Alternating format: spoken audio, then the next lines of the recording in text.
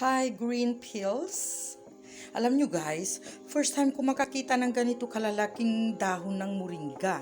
Tignan nyo to oh. Di ba ang laki? Kasi ito yung bagong sibol, yung kinat siya, tapos tumubo siya.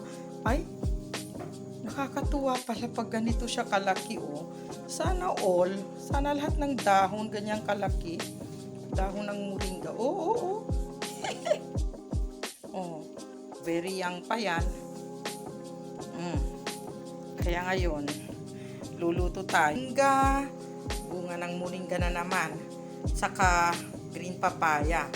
Sangka pa. Healthy tayo dapat. The biggest of them all.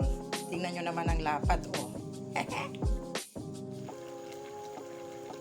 Ito mga sangkap natin kunting hipon kasi nga mahal ang hipon, daing na tilapia, ito daing na tilapia yan, kaso nga lang too salty kaya nilagyan ko ng sabaw.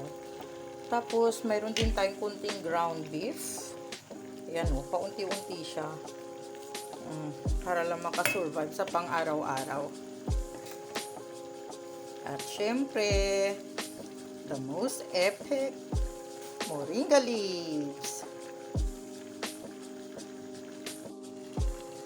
Ayan, ready na po ang ating pananghalian. Let's eat! Araya subilay, sili. Tirak mo'y sili. Ikamus mo. Moringa, fruta di moringa. Daing tilapia. Ang nagasang.